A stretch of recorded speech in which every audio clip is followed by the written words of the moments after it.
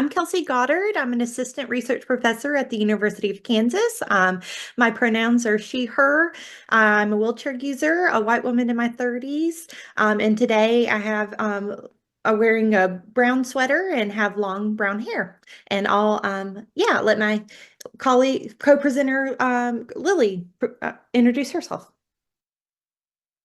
Hi, all. Thanks, Kelsey. My name is Lily Greiman, she, her. I'm a white woman in my 30s, and a project director at the Research and Training Center on Disability in Rural Communities and a collaborator with Kelsey and others at the University of Kansas for this project. I'm excited to share, but I'll send it back to Kelsey to get us started. Great. So really, this presentation is going to focus on a journey, and it's a journey of where we started with a research idea and testing the home usability program, and how that's now a program that's being rolled out throughout throughout the nation.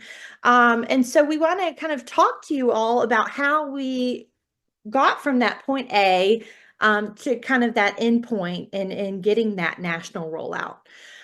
So I'll start with just describing the home usability program, but we were funded by NIDLR, which is the National Institute for Disability, Independent Living, and Rehabilitation Research, and we were funded by them and starting in 2016, so a while back now. And it was through a partnership with the University of Kansas, where I am, and Lily's at the University of Montana. But really, it's a program to evaluate the effects of home modifications, and we were looking specifically as researchers how that affects people's exertion, safety, and community participation. So, the program itself as an intervention was implemented from October 2019 to June 2022, and we involve 4 centers for independent living throughout the nation, which were located in Georgia, Indiana, Ohio, and Pennsylvania. And we subcontracted with those centers for independent living. We paid them, we paid their staff as researchers, and we trained their staff as researchers to collect data for this project. So it was a really cool approach, I think, in that way, where we could have the SIL staff work with the people on their home modifications, but also, yeah, be the ones kind of collecting the data. So, they collected pre-post tests, they implemented the home usability program, and then through that, they conducted home assessments and implemented home modifications. And I'm keeping it a little high level for the purpose of this presentation, because I really want to focus on the journey of knowledge translation. And yeah, next slide. So, as is common with other research projects, we held a summit to basically summarize all the findings from our research. So it was called a Community Living Summit, and that was hosted on August 17th of 2022. It was a webinar that we held in collaboration with the National Council on Independent Living, or NCIL. And they really helped us to advertise the webinar, brought SILs together throughout the country, and Silks to kind of attend the webinar. And we highlighted basically all the things that we had done throughout the course of our research to that date. So from 2016 to 2022, everything that we had done under this project. And so we had developed some key resources, including the National Community Living Resource Center, which is a website, and all those are kind of linked in the notes page, if you, I believe, if you download the presentation slides. And then the home usability program has a website. We've developed a home modifications fact sheet, and then we've also done some publications. Lily's done a publication talking about the effects of home modifications on community participation. And then I've done a publication that's focused on the effects of home modification on safety and exertion ratings. So anyway, we were able to kind of highlight all of those. And next slide, please. But our project officer really kind of challenged us and was like, well, is that going to be enough for SILs to really adopt the information? Just kind of a one and done type summit. And I appreciated that. She had a really strong knowledge translation background. And so through that, she really pushed us to do some follow-up webinar series where we worked with SILs more closely to really make sure that they were understanding the information and adopting it for their specific purposes at their SIL. So we invited attendees to participate in a series of sessions to provide intensive hands-on technical assistance and support for SILs starting the home usability program. Because of the really hands-on nature of support, we only worked with 5 SILs at a time. And that was conducted in November of 22, the first one was, and focused on 3 key sessions. Session 1 was focused on training around the home usability program and what that was. Session 2 kind of provided more strategies for implementing the home usability program at their SIL. And then session 3 is where we offered to meet one-on-one with these SILs to kind of address any follow-up questions, to talk through any concerns, to talk through how they could adopt materials at their SIL, and really support the initiation of the program at their SIL. And then due to the high level of interest of SILs, we did offer additional sessions in January of 2023. And next slide, please. So yeah, as I was describing, we offered that individualized technical assistance to any SIL who was interested in participating in that session 3 with us. And we established these personal connections with 10 centers for independent living who participated in these webinar series with us. And those connections were really crucial in understanding the specific needs and challenges faced by each center. You know, I mean, we had done our research project in 4 different SILs, but this was really great in understanding how these programs could be kind of rolled out after the program had been developed and tested. And so we engaged with those centers throughout the year. We offered guidance in conducting home assessments, implementing usability solutions, and then identifying funding sources for home modifications.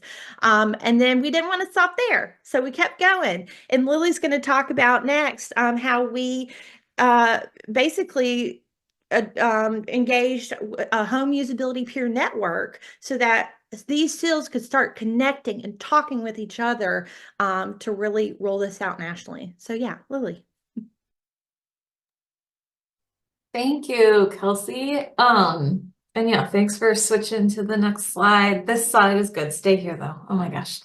Hi everyone. I'm going to talk a little bit more about the Home Usability Peer Network. And as Kelsey mentioned, what we really heard, and we heard this and saw this really throughout the research as well, while we were working with our research partners in the 4 states to implement and collect data, what we saw from them and then what we learned from that individual technical assistance was really people loved being kind of in community with each other. SILs really learned a lot from each other and bringing people together to share what their experiences were, how they were implementing and doing the home usability program and other home modification work in their communities and sharing with each other. So it really came from them, this interest in continuing the conversation, continuing to gather and share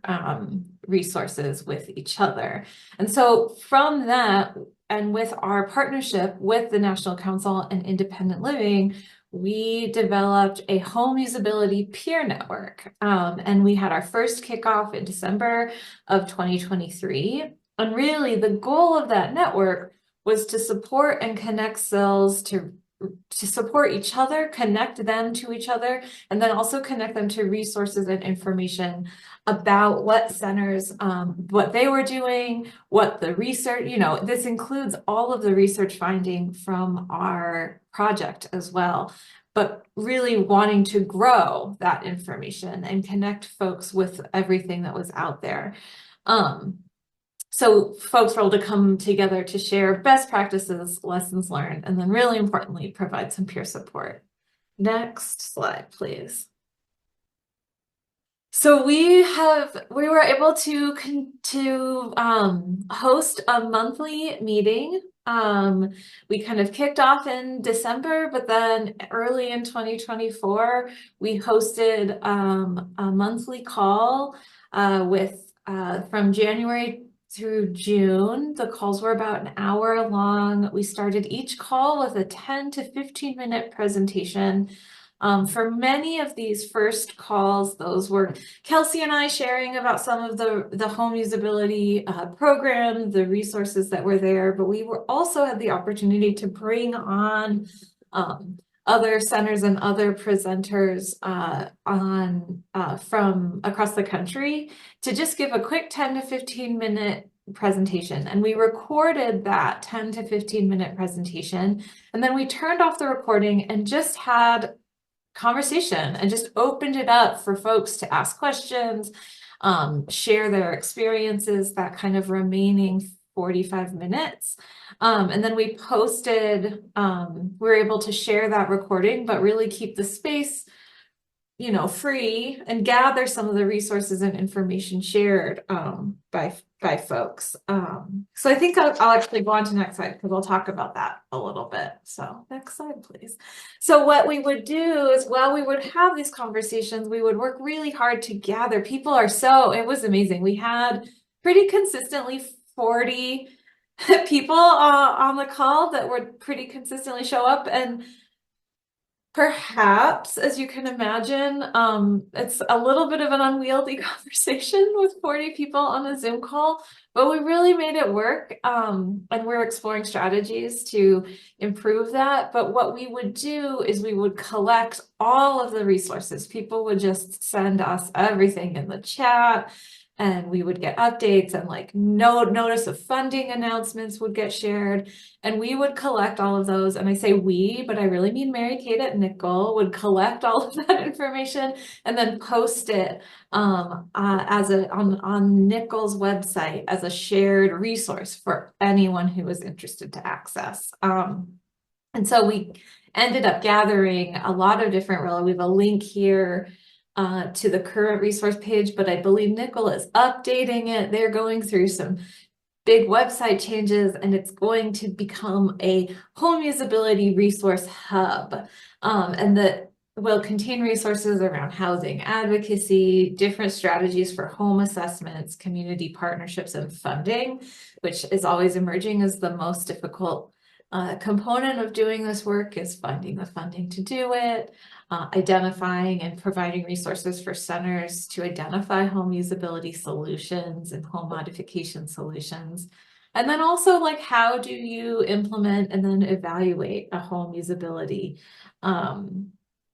program of your own? And part of this, again, is kind of continuing to share the research that we've found and taking the tools and the knowledge that we learned from years of doing this research study, and how can we then put that information in the hands of CILs that is accessible and usable so that they can then use it to further their goals of independent living for their consumers.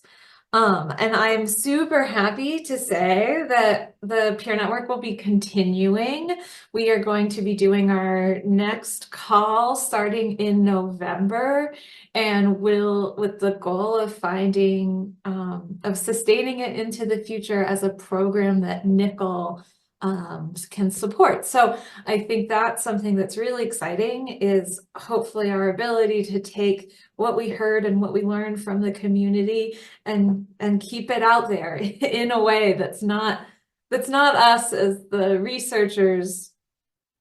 Oh, and thank you for whoever in the chat, for Kathleen Nickel and the National Council on Independent Living, and it's an acronym, and I keep saying nickel. And that's what it's for. Apologies for that. So yeah, that's very exciting. So let's go on to the next slide. And also CILS, Centers for Independent Living, CILS. Appreciate that. So that's an acronym that you get so used to using all the time that I sometimes forget to define. So thank you so much, Kathleen.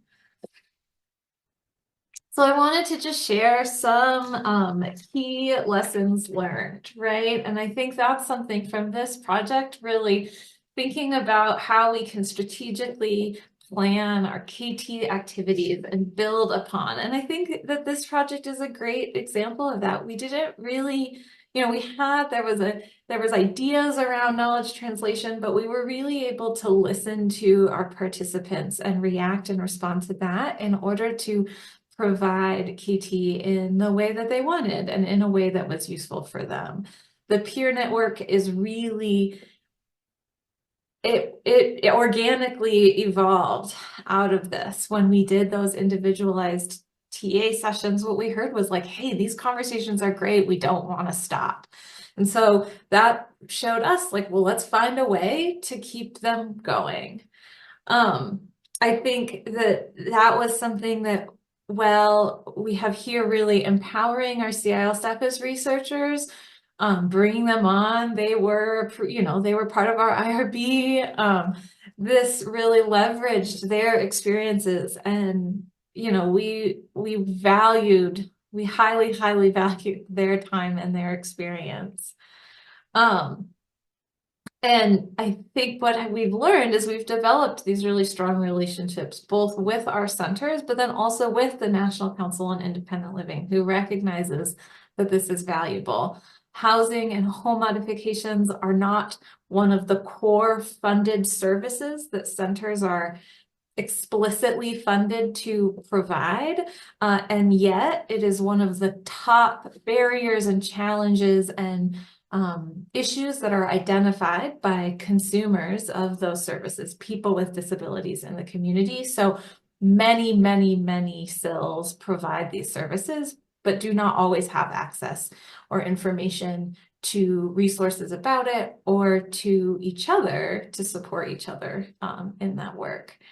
So really, this peer network is a way to continue this project into the future beyond our funding.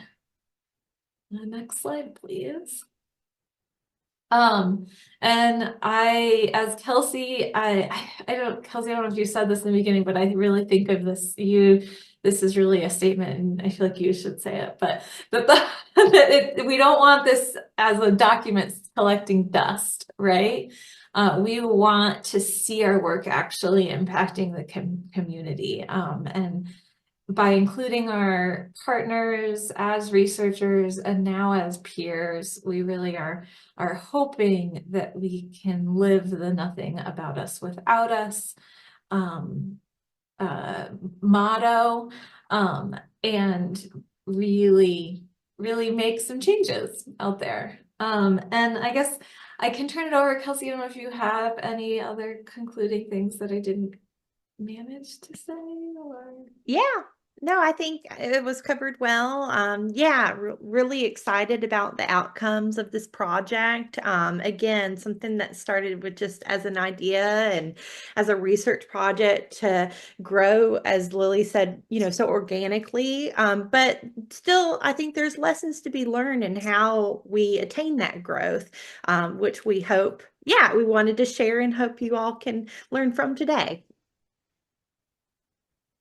And here, please reach out to us with any questions that you may have about the home usability program or our process.